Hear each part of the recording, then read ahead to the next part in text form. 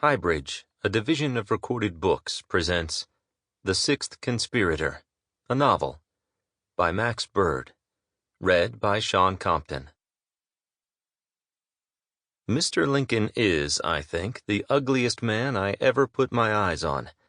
There is also an expression of plebeian vulgarity in his face that is offensive. You recognize the recounter of coarse stories. On the other hand, he has the look of sense and wonderful shrewdness, while the heavy eyelids give him a mark, almost, of genius. He strikes me, too, as a very honest and kindly man, and with all his vulgarity, I see no trace of low passions in his face. On the whole, he is such a mixture of all sorts as only America brings forth. He is as much like a highly intellectual and benevolent satyr as anything I can think of. I never wish to see him again, but as humanity runs, I am well content to have him at the head of affairs. Lieutenant Colonel Theodore Lyman. It may be doubted whether we should be more benefited by the art of memory or the art of forgetfulness. Samuel Johnson. Prologue. Washington, D.C., July 7th, 1865. The youngest soldiers got up early for the hangings. The corporals and sergeants came out into the courtyard later, yawning and blinking at the heat and slowly buttoning their tunics. The prison carpenter and 3 assistants were already there, having worked by torchlight through the night to construct a scaffold and frame.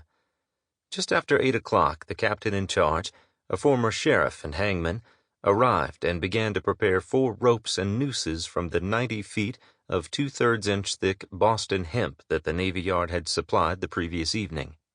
Close observers up along the penitentiary walls could count 7 knots for each noose except the last, which the captain put aside unfinished.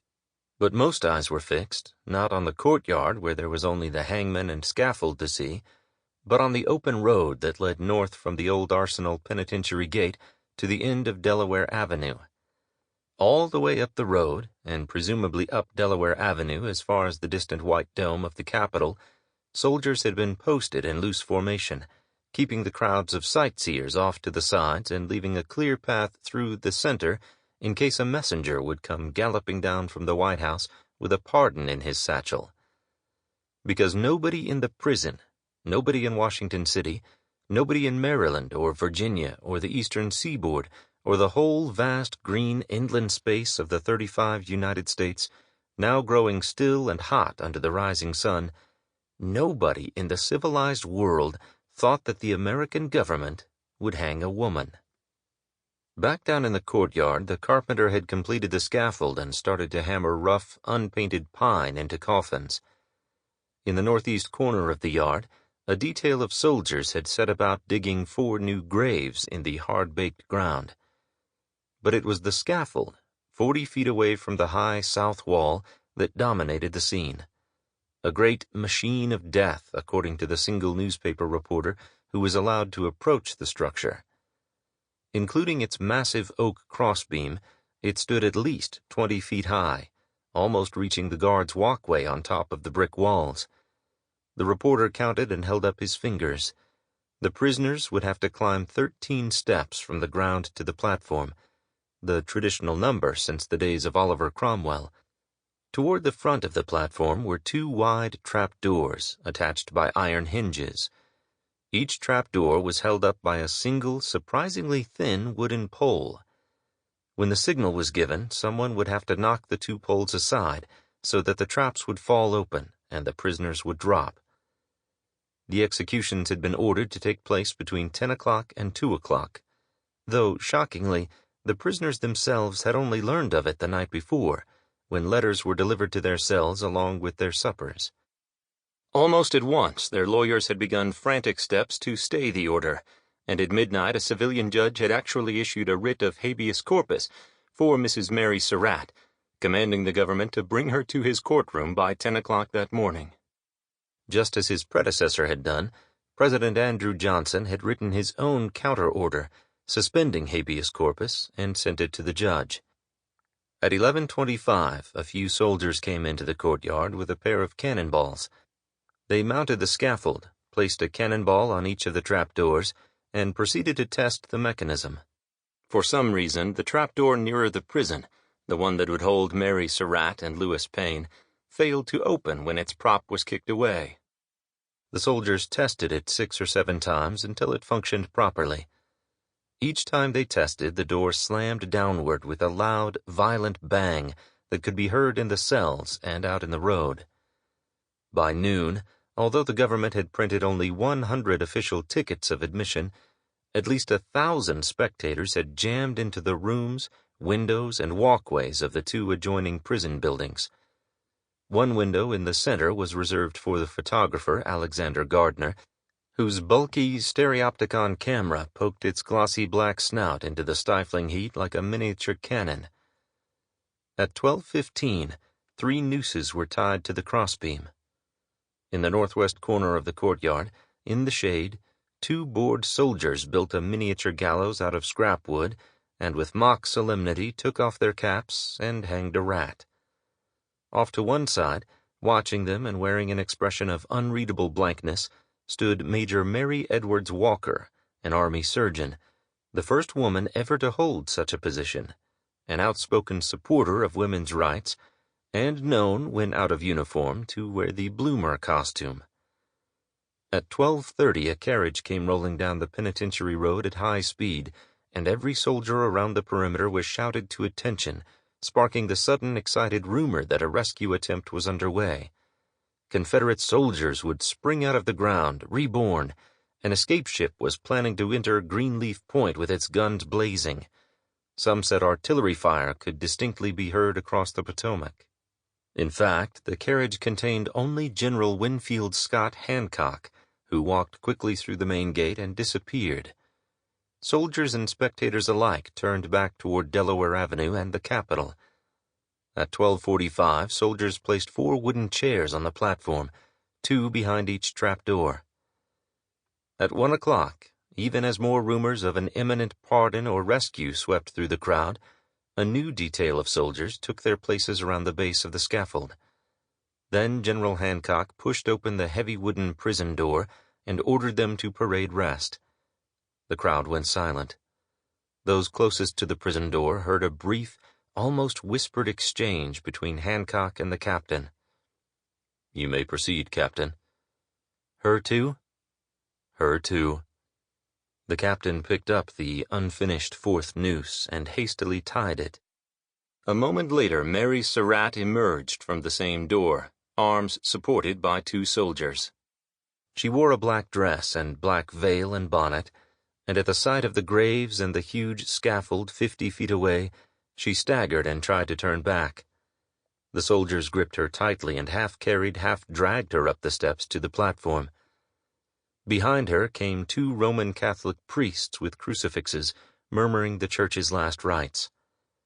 After she was seated in the first chair, the 3 male prisoners filed out, each guarded by soldiers, and took their chairs. In front of them, the 4 nooses swayed back and forth in what little breeze there was. An officious sergeant brought black silk umbrellas to hold over the prisoners' heads and ward off the sun while they sat and listened to an officer read the charges and sentences. Then the hangman approached the chairs. He looked at Mary Surratt and at Hancock. With visible reluctance, he tied her hands behind her back. After a long pause, he muttered something to the general, and finally, with much fumbling, knelt and wrapped 2 white cotton ties around her billowing skirt. With another, stronger show of reluctance, he removed her veil and bonnet, and slipped the noose around her neck. In the back of the courtyard, one man whirled around to the crowd and threw his hands into the air. "Gentlemen, I tell you this is murder! Can you stand and see it done?" When no one spoke, he lowered his hands and turned back, breathing rapidly to the scaffold. The hangman pulled the knot of the noose down against the trembling Mary Surratt's left ear. One of the soldiers on the platform handed him a white cotton hood, and he slid it over her head so that her stark, bone-white face disappeared. To her left, the other 3 prisoners were bound and hooded in the same way. All 4 were ordered to stand and move forward onto the trap doors. The huge, powerful Lewis Payne took his place next to Mary Surratt. On his left were the smaller figures of David Harold, formerly a clerk and errand boy for Thompson's drugstore on New York Avenue, and the hapless German immigrant, George Atzerodt. The hangman came down the steps and stood before the platform. He looked at the 4 soldiers underneath, holding the props. Then he looked up at Hancock, who nodded.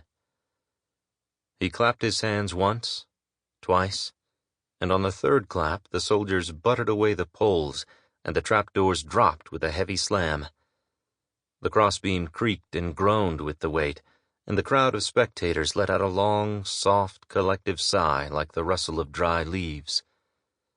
Suspended in midair, Mary Surratt slowly drew her knees up until she seemed to be sitting in an imaginary chair.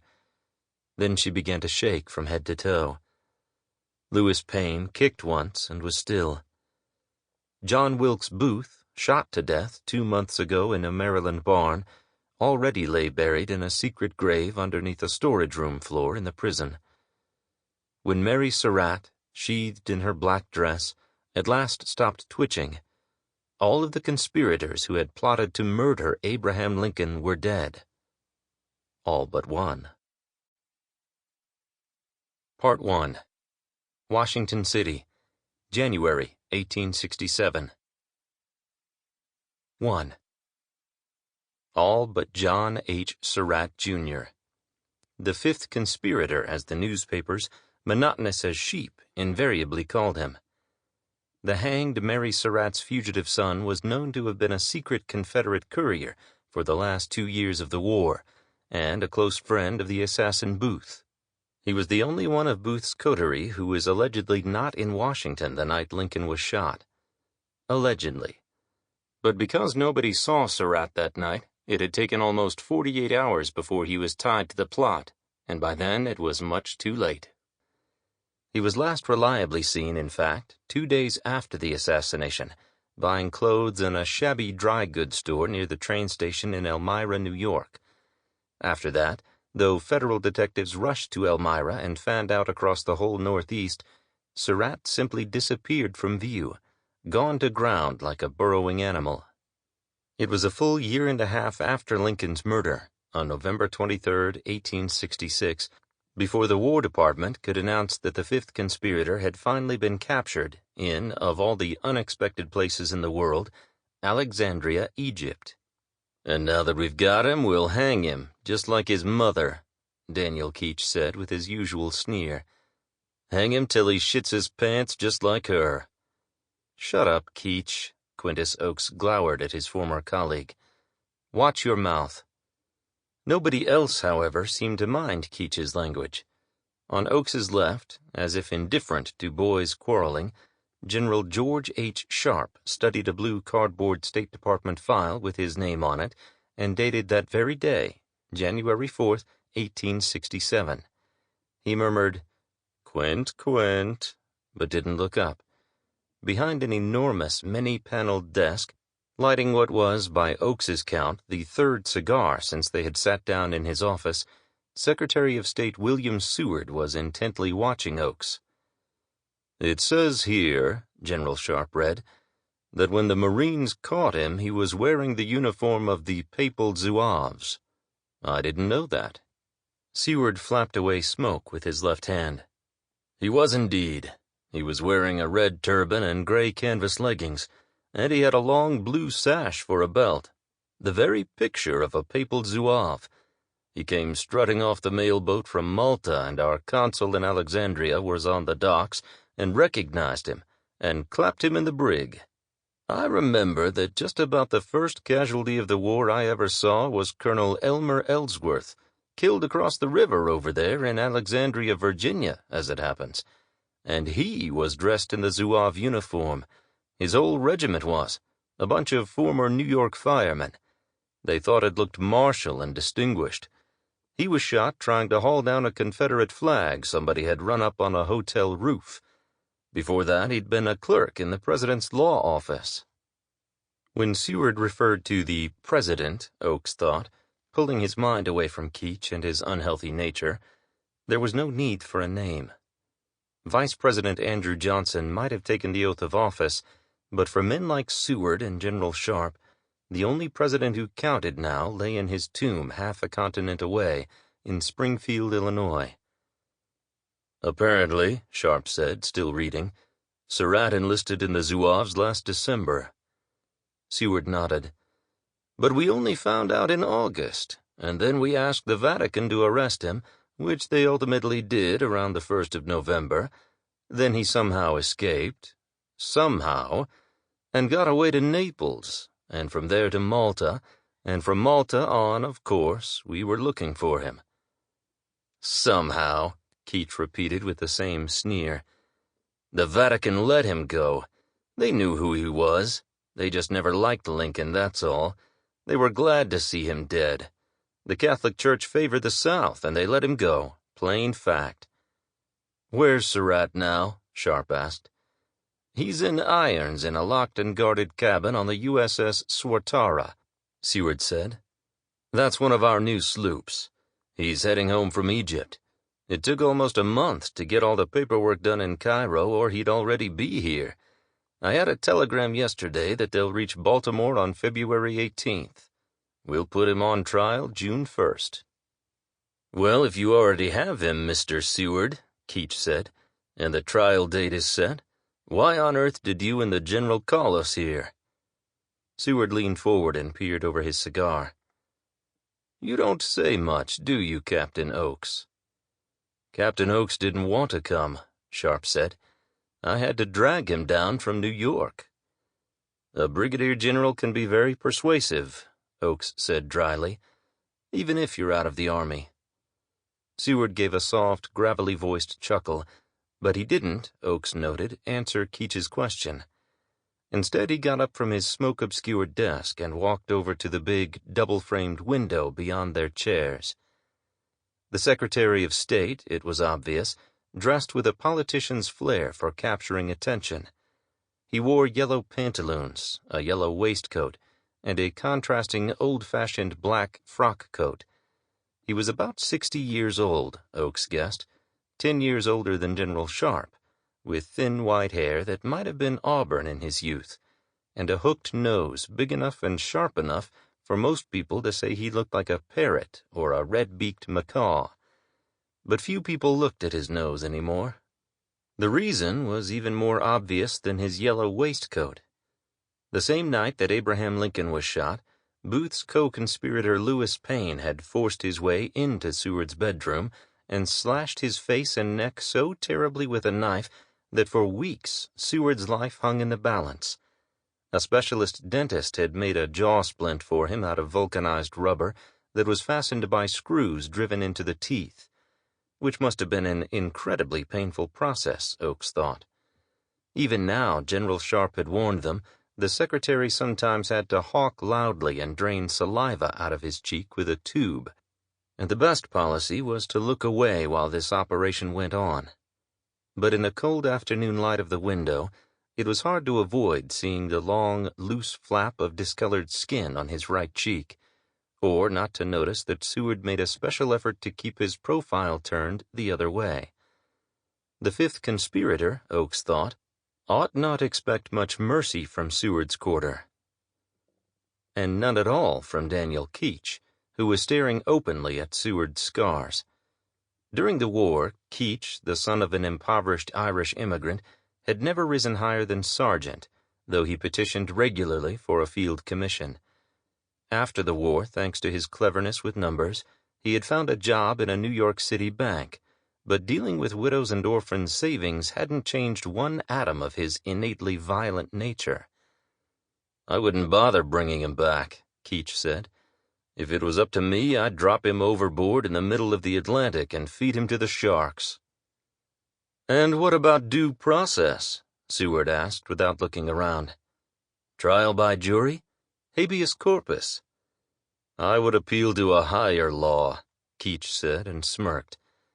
Seward gave his raspy chuckle again and turned back from the window, and Oakes had to nod in grudging admiration of Keach's nerve.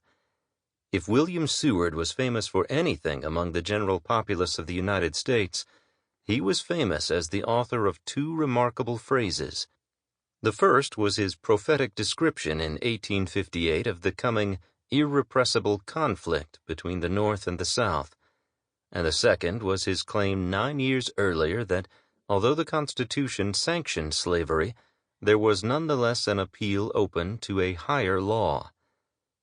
"Stupidest damn speech I ever made," he said now, and settled back behind the elaborate custom-built desk chair that they had spent the first 5 minutes of their visit admiring.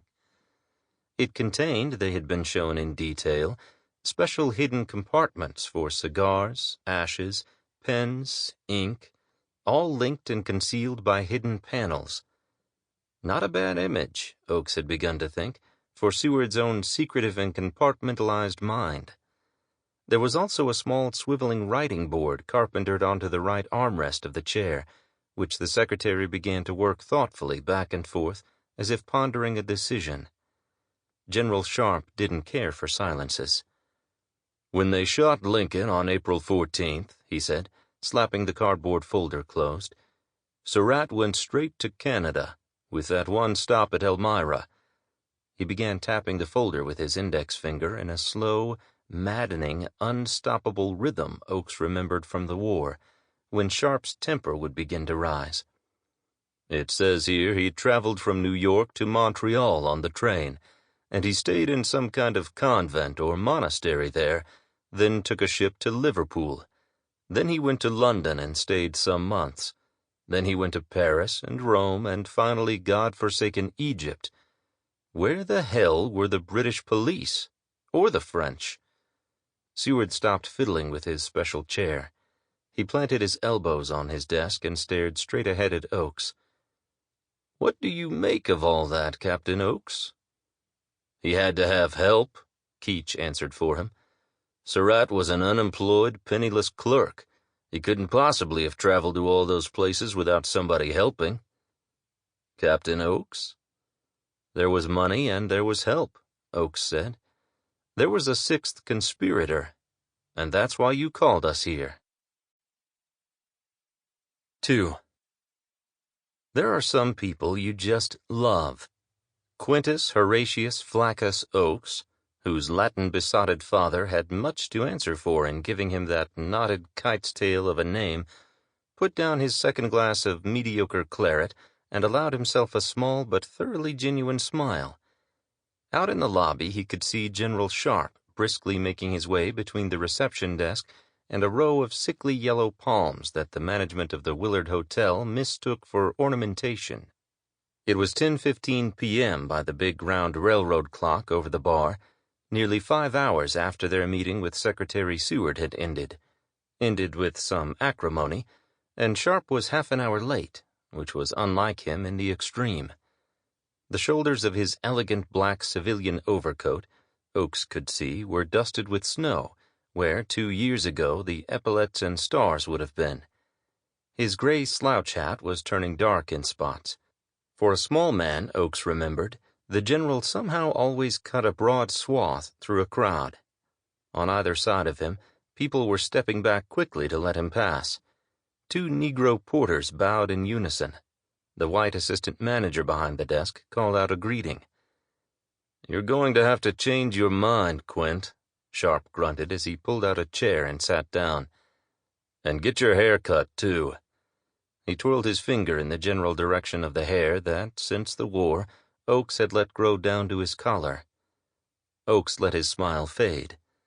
He loved General Sharpe, but he often thought that some men are born to gruffness, some have gruffness thrust upon them, and some just go way the hell out of their way to achieve it. "The effect aimed at is rhapsodic and sublime, General, like Lord George Byron, one of your favorite poets." "Well, you look like Lord George Custer, the jackass." Sharpe tossed a small brown paper sack on the table, and Oakes picked it up and found that it contained several dozen palm-sized pasteboard cards. Each card had a photograph printed on one side, with a caption at the bottom. He turned over one of John Wilkes Booth in a formal black coat and ribbon necktie, posed with his gaze tilted theatrically to the sky, his right hand on a bust of Shakespeare. There was a more prosaic one of Louis Payne in the hat and coat he had worn on the night of the assassination. Yet another showed a youthful Mary Surratt in a striped dress, and on the reverse side, Alexander Gardner's photograph of her shrouded body hanging from the gallows. "They sell this filth down the street," Sharpe said, "as souvenirs. I bought every one they had." He leaned back while Mike, the Willards' strangely famous head waiter, deposited a brandy smash on the table in front of him and another glass of wine for Oakes. "You still have that old wood stove back in your cloakroom, Mike?" "Yes, sir, General." "Take this sack and burn it."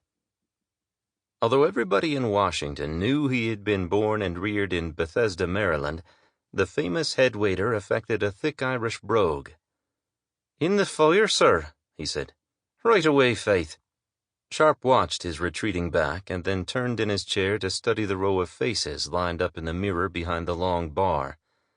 Oakes leaned back and studied Sharpe's own face. Not that there was any need to. He had seen it almost every day for the last 2 years of the war. For weeks at a time he had sat opposite Sharpe, when Sharpe was still a colonel, at a folding table in a big, leaky, remarkably foul-smelling tent that accompanied the headquarters brigade of the Army of the Potomac wherever it went, down the muddy back roads and alongside the slow, melancholy, blood-stained rivers of Virginia, from the Rapidan at Fredericksburg, all the way to the stately James, where it dropped south toward Appomattox. He also had in his rooms in New York 2 photographs of the general left over from the feature story he had once helped a reporter named Dana cobble together for the New York Times. Oddly enough, they were also on pasteboard cards. In the first one, taken early in the war, Sharpe stood with his hands in his pockets, long European-style mustaches curving down to a clean-shaven chin. His eyes glared imperiously from beneath his garrison cap. He looked every inch a swashbuckling warrior, the beau ideal of a modern soldier. This was the photograph the Times had used as a model for their engraver to sketch. The other one showed Sharpe hatless, nearly bald. It had been taken 2 years later, and in it his mustaches drooped, without the virile curve of the first picture. His eyes were not fierce, but gentle, thoughtful. He was still in his colonel's uniform, but now he looked like the chaplain of the regiment, not the commander, certainly not the ruthless, superbly effective, and much-feared founder and spymaster of Ulysses S. Grant's Bureau of Military Information.